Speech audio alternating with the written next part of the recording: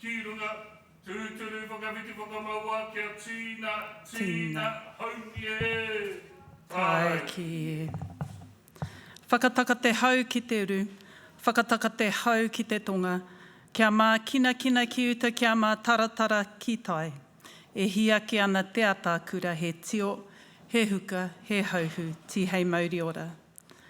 Cease the winds from the north, cease the winds from the south, let the breeze blow over the land, let the breeze blow over the sea. Let the red-tipped dawn and the touch of frost bring the promise of a glorious day.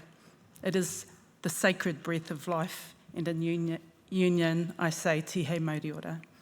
I open my speech with a sacred reference or offering, karakia, that connects the intent of my contribution to the shared purpose of our interaction, which is to reach deeply into the collective intent that we have to translate research, education, values, insight, wisdom, and knowledge into action. I've been nurtured in a community that has experienced challenge and adversity, but also one that has been seeded with hope and opportunity through the intergenerational muscle memory of resilience and perseverance to survive, thrive, and prosper. Can I thank Jean, Angel, BMZ, and the organising committee for the invitation to be here today. This presentation draws on the context of Aotearoa New Zealand to understand how Indigenous values and worldviews can contribute to revitalising citizenship, renewing democracy, and deepening our understanding of the importance of constitutional relationships to Indigenous peoples. This perspective, my perspective, is anchored in New Zealand's founding document, Te Tiriti o Waitangi, which established rights and responsibilities between Māori and the Crown. By placing mātauranga Māori or traditional knowledge at the centre alongside enduring values such as whakapapa or connectedness, manaakitanga, reciprocity and care, and rangatiratanga, self-determination, my presentation highlights how Indigenous frameworks can guide us towards more inclusive, resilient and ethical systems of governance. These frameworks do more than help address historical injustice. They offer a values-based blueprint to respond to today's most urgent challenges: rising inequality and poverty, the climate crisis, conflict, the erosion of democratic trust, and the search for meaningful economic reconciliation. The ongoing impact of colonisation as experienced by Māori is shared by other Indigenous peoples, including the First Peoples of America, Canada, and Australia, to name a few, who engage in the global pursuit of social justice, economic reconciliation, and models of self-determination. While the paths taken by Indigenous peoples vary, the pursuit itself is often rooted in shared cultural values, values that prioritise relational responsibilities, intergenerational well-being, and the advancement of the collective. In elevating Indigenous insights and wisdom, I welcome those involved in research and policy spaces who consider the growing importance of the Indigenous perspective. There is an opportunity to embrace Indigenous knowledge to promote and shape a different future. In doing so, widely held norms are challenged, as they were established at a time and place when codifying the international rule of law, advancing multilateralism, upholding human rights, and abiding by rules-based trade relationships were tenets for international order. But we really need to ask ourselves, are they working as they were intended? What needs to change? And I don't believe now it's simply the politicians. I think it's more systemic than that. We gather at a time of unprecedented global disruption, significant uncertainty, conflict and crisis of one sort or another. And across every continent, we are witnessing the compounding impacts and effects of climate change, violent conflict, rising authoritarianism, and the steady erosion of democratic institutions. Again, I say structural inequality and poverty is pervasive and widespread, threatening future generations' ability to reach their full potential. And we have to care. We have to consider other perspectives. We have to connect with values that exercise our hearts and our minds to take action. The Sustainable Development Goals, once a shared vision for peace, justice and prosperity, are faltering and, dare I say, are in serious threat of significant backsliding. From Gaza to Ukraine, from flooded deltas in Bangladesh to atolls vanishing in the Pacific, these are not distant events. They are clear and present warnings, alongside many others, that our futures are deeply interwoven and that our current systems are not only fragile, but fundamentally unjust for far too many. This moment demands more than reflection. It demands courageous, values-based action. And it demands that we ask ourselves, whose knowledge are we listening to? Whose worldviews are shaping our response? I know our kids must be asking that in a world of technology, but surely we cannot continue to do the same thing because it will not deliver a different result. We have to make change real. So I ask, could Indigenous values, wisdom and perspectives offer a lens through which we could consider another way? At the heart of any lasting response lies education, and I know I'm talking to the converted here. Not simply as the transmission of knowledge, but as a catalyst for social justice, inclusion and belonging. In Aotearoa, New Zealand, kaupapa Māori education has demonstrated how learning systems grounded in te reo Māori, our Indigenous language, and ahurea Māori, our Māori culture, can affirm mana, a sense of self-authority, identity, connection, self-worth and dignity. Kura kaupapa Māori, Māori language immersion schools and wānanga tertiary institutions based on Māori pedagogy produce graduates who are confident in their culture, identity and engaged in the global community. These schools or places of learning do not see culture as a barrier to academic success, to success as a cultural advocate, but the values sit at the core foundation of how we learn and how we see ourselves contributing. The potentiality unleashed in this system is strongly grounded in Māori values as communal expressions of our society and the society we seek to create, one that seeks connection to the taiao, our environment, to each other, to one's place of belonging, and ultimately to serve a collective sense of what well-being means. Simply put, these values strive to assert belonging and connection and maintaining an emphasis on collective well-being and prosperity. To illustrate my point, our kids learn a song like this. He kaka noa hau, I rui a mai, I rangi a te a. For I will never be lost. I am a seed, born of greatness, descended from a line of chiefs. He kaka noa hau.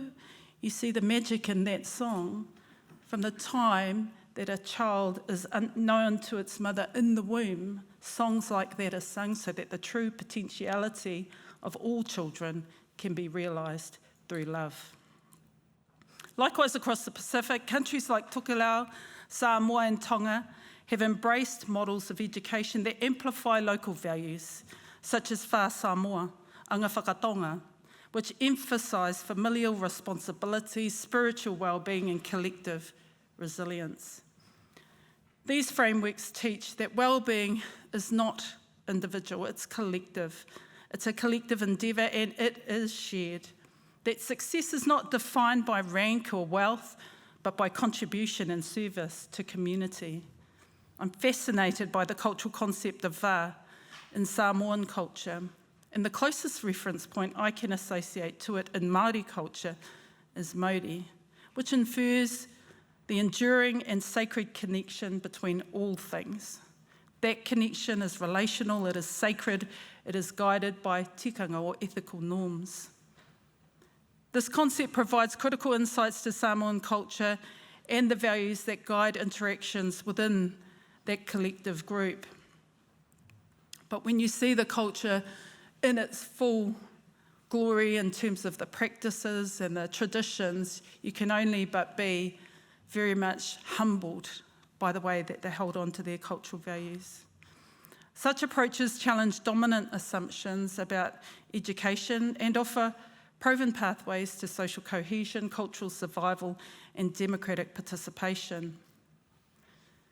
In my view, Aotearoa has a unique opportunity and responsibility to share our outlook on how our constitutional document, Te Tiriti o Waitangi, underpins and informs the basis for responsible governance, and that helps to define our democratic context.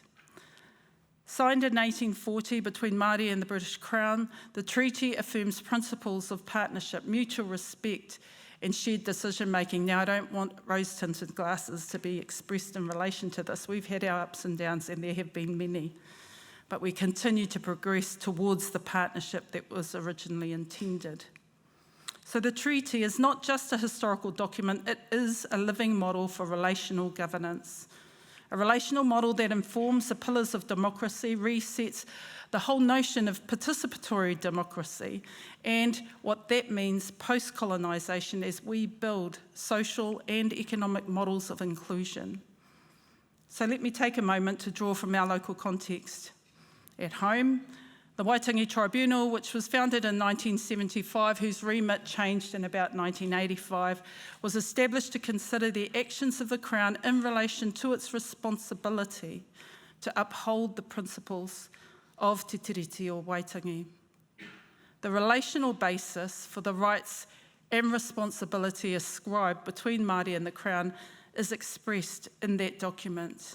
So you see, the Waitangi Tribunal provides for a thorough investigation of the legal, socio-political obligations of the Crown to Māori. And although its powers are not legally binding, over time, the recommendations of the Tribunal have shaped and influenced public policy in areas not limited to, but including language revitalisation, education, health, resolving historical injustices, and also the validity and robustness of trade agreements. By way of an aside, Māori are currently challenging the Crown's stance on social housing policy, which is a cornerstone to addressing structural poverty. The point should not be lost that in New Zealand, the current coalition government is attempting to reverse the long-standing conventions of Te Tiriti o Waitangi jurisprudence and public policy that has been shaped over the past 185 years. I consider this a political misstep, a blip. Of course, I was a member of the former government, and I would say that, but I believe that, because in the colloquial vernacular, in reference to the actions of this current coalition government, it's just hoha, a waste of time. By and large, New Zealanders are fair-minded, and what we are experiencing right now resembles links to what we observe in other democracies, being far-right ideology, splitting over into democratic institutions, promoting individualism and divisive ethos. Advocating for an Indigenous values-based approach to this challenge is a conscious act of reclamation, restoring the relational fabric of our country grounded in the principles that bind all people and communities together under a common and shared purpose. Nobody benefits when division thrives. While the debate about the place of Te Tiriti o Waitangi is animated and politically charged, it has served to mobilise a significant proportion, again, of fair-minded New Zealanders who refuse to reverse the clock and go backwards. Instead, there are more people engaged in the discourse that we must continue to secure the hard-fought gains that have shaped who we have become as a nation, Aotearoa New Zealand, a small country in the Pacific, in and of the Pacific. And importantly, as we do that, we continue to promote an Indigenous perspective as our contribution towards the global effort of shaping global citizenship. In lifting up to an international example, when linking Indigenous values to constitutional rights, we look towards the practical implementation of the United Nations Declaration of Indigenous Peoples, UNDRIP. There is a widely held view amongst Indigenous peoples that nation states should take solid steps towards implementing UNDRIP. And by doing so, it's possible to move beyond colonisation, beyond capitalism, beyond inequality and poverty, and toward economic and social reconciliation, where the goal is intergenerational well-being, peace and prosperity for all our people and the planet.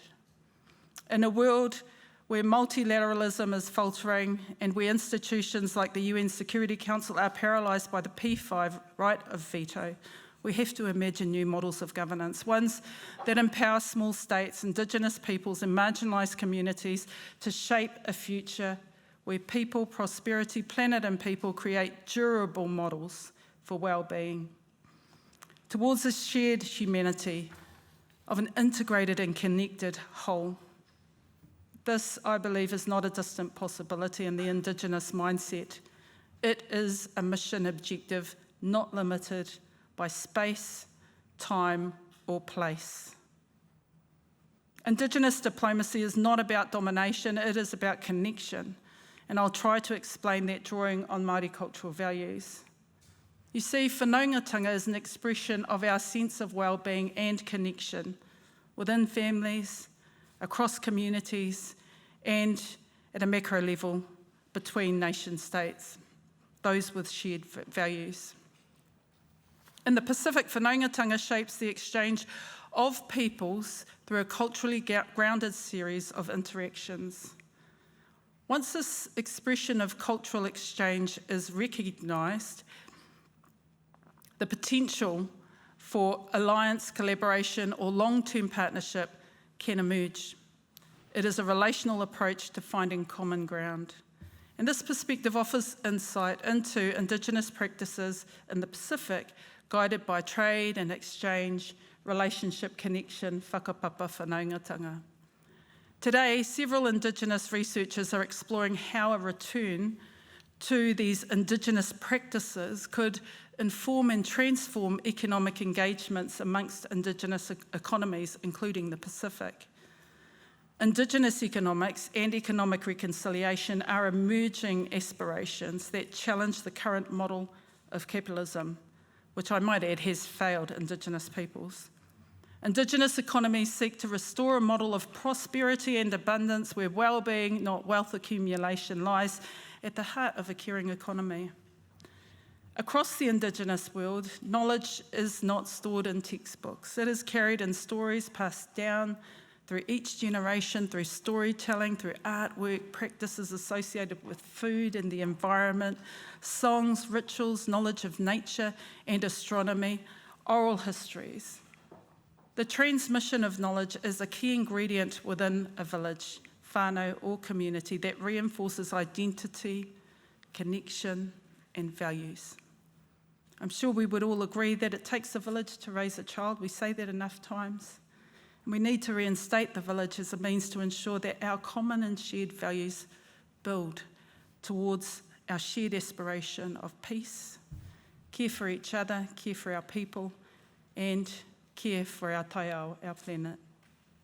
Kaitiakitanga teaches that humans are not masters of the earth. We are a part of an interconnected web of life or ecosystem, a biodiverse ecosystem, with a responsibility to protect that which sustains us. This concept aligns with Indigenous values globally, and it presents a fundamentally different logic to that of extractive capitalism and instead defends integrative naturism. And here's the thing, we teach this to our kids, again, through song or through relating to the taiao. We are a part of it. We're not doing things to the taiao, we are part of the taiao. And to illustrate my point, another waiata. Te marama, te rangi e, tohu mai ngā whetu, hei arata ki e, hei whai huarahi ki te mata o te whenua, ti aho mai ngā whetu, ti aho mai te marama. That's just one of many songs that we use to teach young people to observe the taiao, observe the stars, observe the seasons. And when the time is right, there is a time for everything. And what's so special about that is that the noise of the world that they are in, technology, all the things that they're challenged with, it centres them to locate themselves in time and space and place with the knowledge of their ancestors and navigate their way through any challenge. So you see, by extension, the climate crisis is not a future threat, it is a catastrophe. And if we don't take heed of the signs and the symbols and making that real for our children, things will happen to them and they will feel without any control at all. But let me look across the Pacific, because in the Pacific, communities in Fiji and Tonga, for example, have already begun relocating their people due to rising sea levels. And these are not policy debates, these are actions that communities are taking because the threat is real. These are families moving homes, graves and histories. And across the Pacific, change is being led from the ground up. They're not waiting for government policies. They know they're watching the signs. They believe they have to act, and act they do. And I think about movements like the Pacific Climate Warriors and the Samoan Victim Support Group, which are led by young people, by women and by Indigenous communities. And similarly, in Kiribati, the Te Mauri Declaration integrates local spirituality and ancestral obligations into national climate action. And the type of activities that are being undertaken in the Pacific is quite humbling. Believe you me, I had the opportunity to visit many of these community-led actions in response to climate change and witness the leadership coming through from young people. And here's the thing, they're not waiting for policy. They're reading the signs, they know what's coming, and they are making change happen.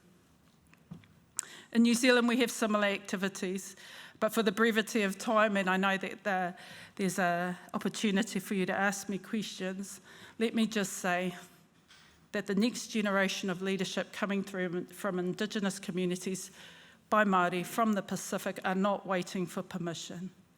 They are asserting a future shaped by the values that they have been grown in and for this time. Because as things become more and more complicated and complex, perhaps that's why going back to a values-based system, going back to Indigenous values, provides a rudder to steer our waka through these difficult times.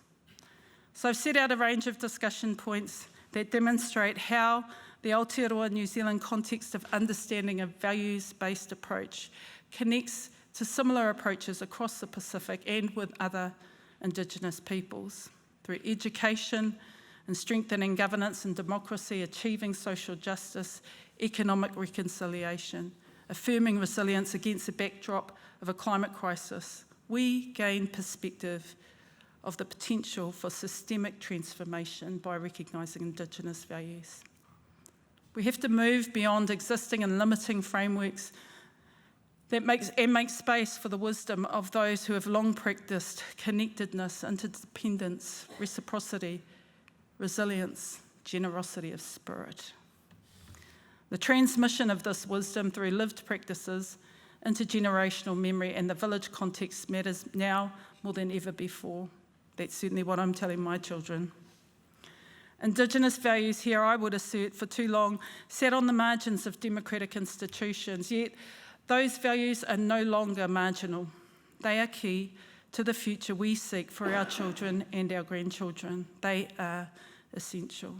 They offer the tools that we need to foster global citizenship, strengthen democracy, and rebuild trust in each other as neighbours and in our shared future as citizens, global citizens. But building another table to include Indigenous values requires a deliberate and intentional set of steps. A courageous attempt to extend knowledge systems and draw on timeless wisdom to simply ask, is there another way? Is there another way? I've dedicated myself to building the proposition for a future envisaged by my ancestor, that his mokopuna will live peacefully, sustainably, confidently in this world, knowing exactly who they are, where they belong, why they contribute, and what their oranga or well-being proposition looks like in an ever-changing world, and how they can reach their hand out and hold someone else's and say, let's go together. My ancestor, that ancestor was Tāwhiao, and he said, "Mā kua no e hanga I tōku nei whare. Ko ngā paupau, he mahoi, he patete, ko te tāhuhu, he hīnau. Me whakatupu ki te hua o te ringaringa, me whakapakari ki te hua o te kawariki, ka puta, ka ora. I, my mokopuna, my grandchild, I'll fashion my own house for us all. And we will source those posts from the great forests. And they will be mahoi and patete. And the great ridgepole of our whare will be hino. And we'll sustain ourselves and nourish ourselves on the great forest with the ringa and the kawariki. And we will prosper and flourish. We will prosper and we will flourish. There's so much that could be said in that whakatauki or saying, that prophetic saying. But for the purposes of this speech, what it says is that if we draw from our traditional knowledge, our ancestral knowledge, and the wisdom contained in it, even in contemporary times, there are applicable metaphors that can help us navigate our way forward. So as agents committed to change for the common and collective good, there is no choice, we must act. Intentionally and with purpose, and I do believe that time is now. Kia mau ki te tika, ki te whakapono me te aroha, hei aha te ara, hold fast to truth, hold fast to faith, hold fast to love, and above all else, hold fast to love. Nō reira, tēnā koutou, riri hau, pai mariri. E paki a kia rite, ko te rite kia rite, e takahia kia ngā wari e, toro no kei waho hoki mai, e whakarongo mai rā, ki te tangi nei a te manu e, a te taraki ki te weheruatanga o te po, arara kita kita, arara kita, wiri o papa to ene, wiri o papa to ene, turi whatia, hope whai ake, karupukana, hei, hei, hei ha. Now, that's my husband there.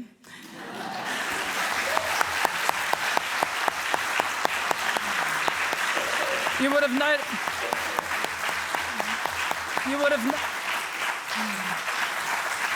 noticed I was looking at him a little bit strangely because I already told him, don't do my song, I've already got it sorted. And then he had to do it. But thank you. And thank you for the time. I know that we've got maybe a moment or so for questions. So I'm happy to take questions. And if there's none, you get another song.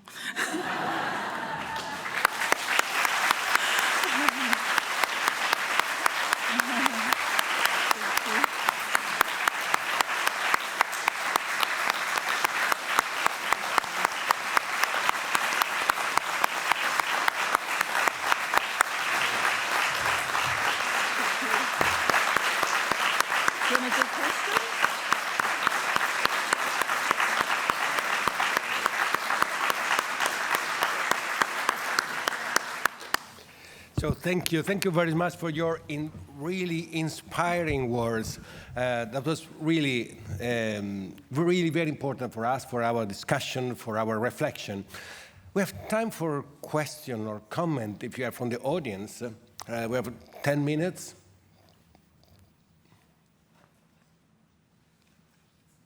Let me say something first. Okay, go on, please. Can we start with the song? You're from the song. Or maybe end with the song. There you. No, well, we keep time for the song, definitely. Yeah, because let me interpret a little bit this condition. This is my personal feeling. I would like to share my personal feeling, and I believe that most of the people here in the room share my personal feeling.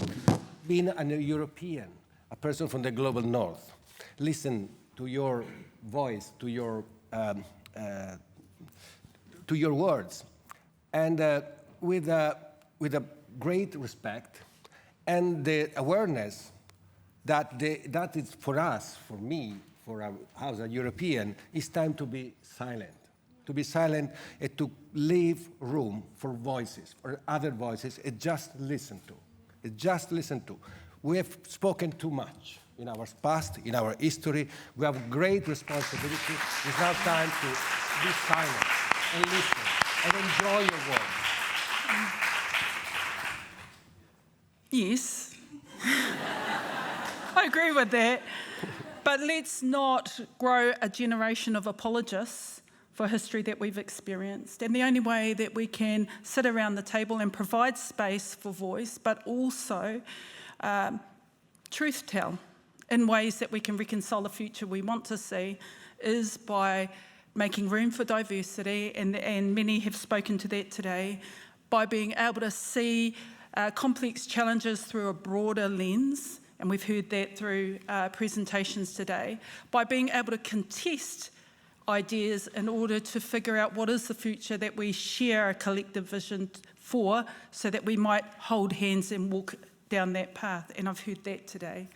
So I would hope, and I'll speak from the New Zealand context, because we have a very contested view about what New Zealand looks like at the moment.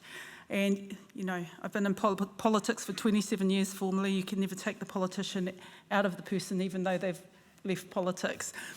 But what I would say, which I referred to in my speech, is that New Zealanders by and large are fair-minded. We all want the same things. We want all our children to live with the freedom of choice, where there is no poverty and inequality, where we have strong values that cement the texture of our society, and we are becoming very diverse. And to achieve that, we have to make space. We have to listen.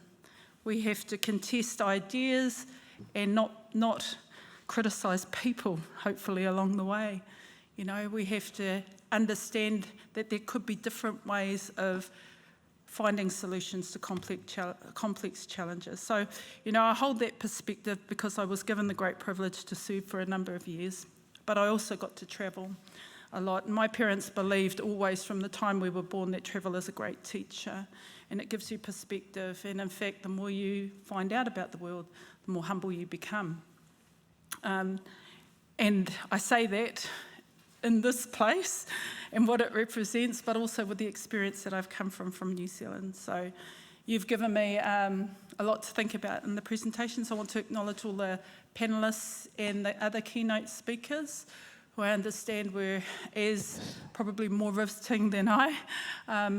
But, you know, forums like this allow us to speak to areas of common interest. But what I know from being a politician, and perhaps I'm not speaking out of turn in terms of how you've experienced politics, we need to influence at all levels. And quite frankly, if the leadership is not going down that pathway, it's just a harder push. You're pushing uphill. It's not to say you're going in the wrong direction, but you are pushing uphill. We need graduated, sustained education of the leadership that's coming through, but also the advocacy to impact on the policy and the regulatory settings within each of our nation states. That's enough from me. Here's the song I was going to sing.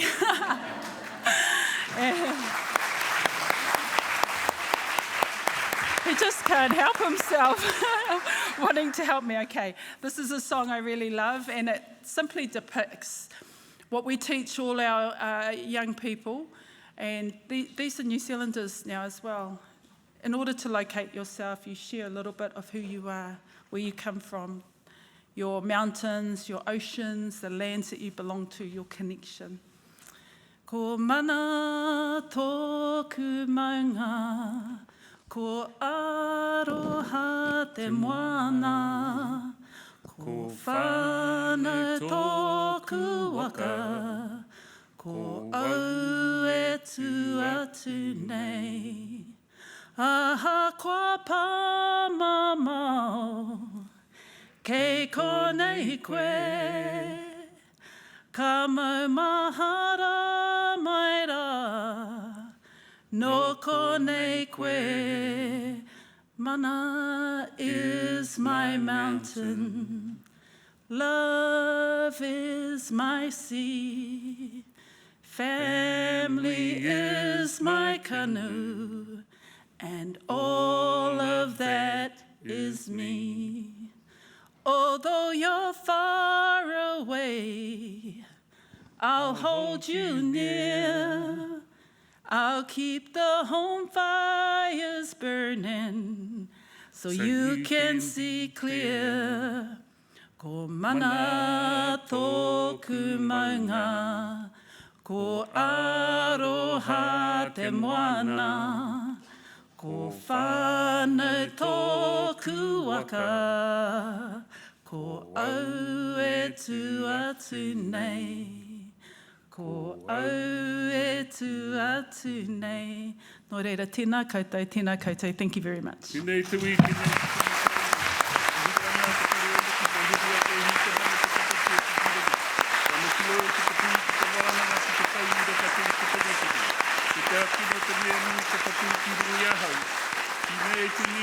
Nei tanana tēnei tahano te tupua. Whitia hapai ngia ko rangi nui e tuiho nei, ko papatūnu ko e takoto nei, ki te tangata e pai nei ko tai mai tātou. Rengia hou. Tūturu whakawhiti whakamaua kia tīna, tīna, haumi e, hui e. Tai ki. And just by way of explanation, in my culture, when you come and share with a specific purpose and with intent, and you invoke the wisdom of your ancestors, you clear the way before you start, and then you clear the way after you leave, in order to ensure that people leave enlightened and full. Kia ora.